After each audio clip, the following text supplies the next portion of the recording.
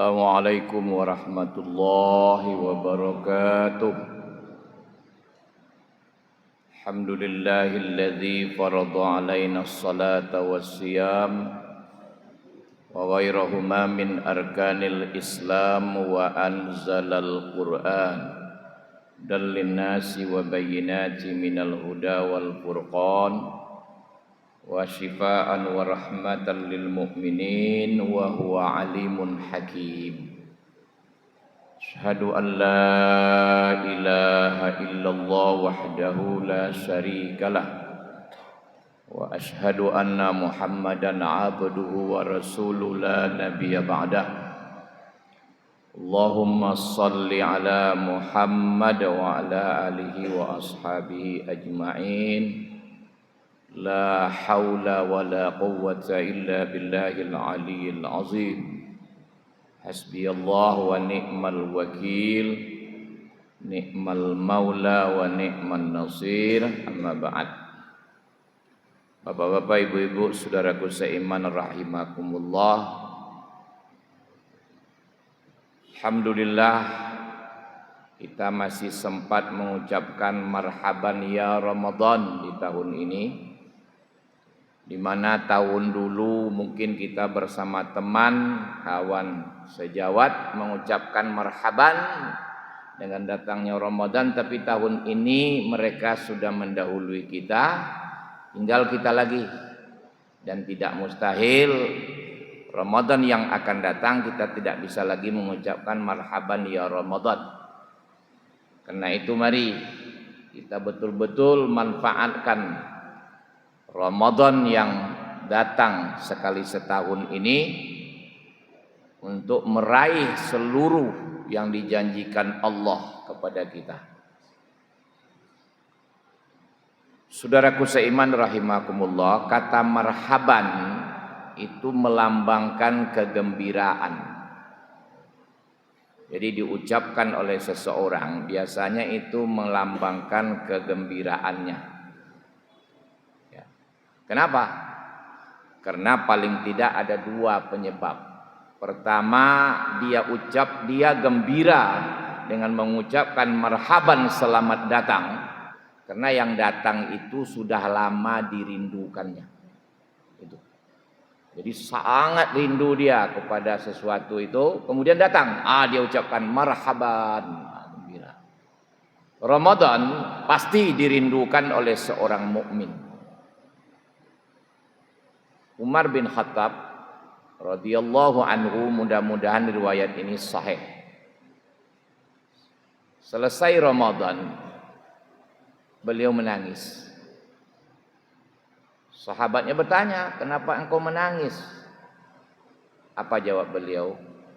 Aku khawatir kalau besok aku tidak bisa bertemu lagi dengan Ramadan yang akan datang. Sudah itu ada lagi riwayat mengatakan para wali Allah, orang-orang soleh, tentu sahabat Nabi termasuk, 6 bulan sebelum Ramadan mereka sudah meminta kepada Allah agar bertemu dengan Ramadan. Jadi mereka itu rindu dengan bertemu dengan Ramadan. Nah, karena itulah orang mengucapkan selamat datang kepada Ramadan. Kenapa? Karena dia rindu. Itu. Jadi kata marhaban dipakai adalah untuk melambangkan, mengungkapkan kegembiraan. Kenapa? Karena yang datang itu sangat dirindukannya. Yang kedua, kenapa dia gembira? Karena yang datang ini membawa keuntungan yang besar dan banyak. Saya ulang, yang datang ini adalah membawa keuntungan yang besar dan banyak. Ramadan datang itu membawa keuntungan ya, besar dan banyak bagi orang-orang yang beriman. Saudaraku seiman rahimakumullah, mari kita lihat, pahami, hayati dan amalkan firman Allah dalam surah Al-Baqarah 183. Yang sebelumnya ada 165, ayat 165 Allah mengingatkan, memberitahukan A'udzubillahi minasyaitonirrajim walladzina amanu asyaddu hubban lillah. Dan orang-orang yang beriman amat sangat cintanya kepada Allah. Itu ayat 165 surat Al-Baqarah. Di 183 Allah panggil ya ayyuhalladzina amanu. Tadi dikatakan orang beriman amat sangat cintanya kepada Allah, maka Allah panggil hai orang-orang yang betul-betul mencintaiku. Atau kalau mau bahasa bebasnya hai kekasihku. Laksanakan puasa. Kutiba alaikumusiyam. Tidak ada kekasih yang benci dengan yang dikasihinya. Kekasih yang tulus pasti dia betul-betul mencintai, mengasihani, menyayangi yang dicintainya. Nah Allah katanya, kalian betul-betul mencintaiku, maka aku cintai kalian. Maka laksanakan puasa. Ada apa? Kok kekasih menyuruh kekasihnya puasa? Apa kasih sayangnya di situ? Apa untungnya yang akan dijanjikan akan dapat?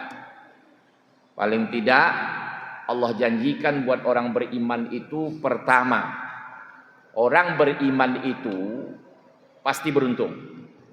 Itu pertama itu. Wal asri innal insana lafi khusrin illal ladzina amanu. Demi waktu hidup di dunia singkat dan penuh kesibukan, seluruh kalian itu kata Allah merugi. Tanpa pandang bulu, siapa saja semua kalian merugi. Illal ladzina amanu, kecuali yang beriman. Nah, ini kata Allah. Jadi orang beriman pasti beruntung, dan semua manusia pasti ingin untung. Itu fitrah. Kalau ada pula manusia yang tidak ingin beruntung, itu rusak fitrahnya tuh. Jadi seluruh manusia ingin beruntung. Maka Allah janjikan, kalau kalian mau beruntung, ya beriman. Maka Allah panggil tadi, hai orang beriman, puasa. Apakah benar nanti dengan puasa ini kita beruntung? Nah, nanti kita jelaskan. Yang kedua, Allah berjanji untuk orang beriman itu pasti aman. Dan aman itu kebutuhan manusia. Alladzina amanu wa lam yalbisu imanahum bizulmin ulaika lahumul amnu wa hum muhtadun. Orang yang beriman ketika imannya tidak bercampur dengan syirik. Aturan yang diikutnya tidak dicampur-campur. Aturan Allah diikut juga, aturan lain diikut. Tidak, semata-mata aturan Allah saja. Maka Allah katakan apa? Pasti dia akan merasa aman. Jadi semua manusia ini ingin aman. Maka Allah janji, untuk bisa kalian aman, beriman kalian. Wah, begitu. Yang ketiga, Allah berjanji orang beriman pasti diangkat derajatnya oleh Allah. Yang angkat Allah ini, yarfa'illahu alladzina amanu minkum walladzina utul ilma darajat. Allah angkat derajat orang yang beriman dan berilmu. Siapa orang yang tidak mau tinggi derajatnya? Semua manusia ini tidak mau direndahkan. Ya, semua dia ingin dimuliakan, ditinggikan derajatnya. Allah janji kalau kalian mau diangkat oleh Allah derajat kalian, ya beriman. Gitu. Keempat, Allah janjikan hidup orang beriman itu berkah. Walau anna ahlal qura amanu wattaqau la fatahna alaihim barakatim minas sama'i wal ard. Al-ayah. Seandainya suatu negeri beriman dan bertakwa, pasti Allah curahkan keberkahan dari langit dan dari bumi. Apa itu hidup berkah? Kita buat contoh sederhana saja. Orang yang hidupnya berkah adalah orang yang hidupnya selalu tenang, penuh kedamaian. Kemudian seluruh yang dipinjamkan Allah kepada dia, seluruh ini, dari ujung rambut sampai ujung kaki, hartanya, pangkatnya, ilmu, semua tak bisa digunakan untuk maksiat, tapi mudah untuk kebaikan. Nah, tandailah itu hidup berkah dong. Ya. Tapi sebaliknya, hidup tidak pernah tenang. Ya. Maka seluruh yang diberikan Allah kepada dia susah digunakan untuk kebaikan tapi mudah untuk maksiat. Hati-hati, itu berkahnya sudah diambil Allah. Kalau tidak sadar juga, langsung nanti zatnya itu diambil Allah. Hartanya diambil, kesehatannya diambil, macam-macam diambil. Tinggallah kekecewaan. Allah berjanji, kalau kalian beriman, pasti ku beri kalian berkah. Tidak ku cabut berkah itu. Ada 4. Keempat-empatnya ini, itu kaitannya dengan puasa. Kenapa Allah suruh? Hai kekasihku, katanya tadi kan, puasa kalian. Aku janjikan 4 ini. Pertama, kalian beruntung hidup kalian. Di dunia beruntung. Di barzah beruntung. Di akhirat beruntung. Aman kalian. Di dunia aman. Di barzah aman. Di akhirat aman. Ya. Aku yang angkat derajat kalian, bukan manusia. Ya. Manusia kalau sudah diangkat oleh Allah derajatnya, dihina oleh manusia, maka Allah memusuhi orang yang menghina. Orang yang paling berat stresnya diantaranya adalah Abu Jahal, Abu Lahab. Kenapa? Karena dia menghina, membenci yang dicintai Allah, yaitu Muhammad sallallahu alaihi wasallam. Hina dia, rendah derajatnya. Yang keempat, orang yang beriman hidupnya berkah. Apa kaitan dengan puasa? Asyam al-imsak. Puasa itu adalah al-imsak. Kita sering mengartikannya menahan, tapi ada arti lain mengendalikan. Apa yang harus dikendalikan? Ah, ini dia. Yang dikendalikan itu adalah hawa. Kenapa hawa? Karena Allah beritahu di dalam surat Al-Jasiyah, "Afara'aita man ittakhadha ilahahu hawahu?" Pernahkah kalian memperhatikan sehingga kalian yakin orang yang menjadikan hawanya sebagai Tuhan? Al-ilah al-ma'bud. Kata ma'bud seakan dengan kata abdun. Kata abdun seakan dengan kata ibadah. Kata ibadah seakan dengan kata na'bud. Jadi kalau begitu, ada orang yang diperbudak oleh hawanya, oleh keinginannya. Dia lakukan apa maunya. Dia tidak kendalikan. Apa kata Allah? Orang ini sesat ini. Di ayat lain diingatkan Allah, walau ittaba'al haqqu ahwa'ahum la fasadatis samawati wal ardh wa man fihinna. Seandainya kebenaran mengikuti hawa mereka, keinginan-keinginan mereka, maka binasalah langit dan bumi serta isinya. Dahsyat enggak tuh? Dahsyat. Jadi kalau orang sudah tidak bisa mengendalikan hawanya, tidak mau menundukkan hawanya kepada wahyu Allah, tidak mau dikendalikan oleh Allah, maka pasti orang ini akan binasa. Mari kita tengok, betulkah orang yang rugi hidup di dunia karena dia mengikutkan hawanya, tidak terkendali? Sementara orang buntung ikut juga hawa, tapi dikendalikannya.